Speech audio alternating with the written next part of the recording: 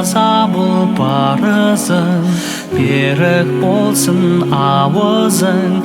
Имам айтса маңызың, илан бауырым. Сынақ өмір дәлізің, аңдап басын әрізің. Кешіре сал қарызың, қиналғаның. Есік қағып тұр тағы, 12 айдың сұлтаны. Туғандай боп анадан, тазаратын санадан. Келді Рамазан.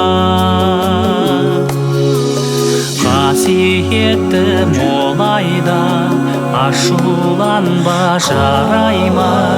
Ғайбат өсек абайла,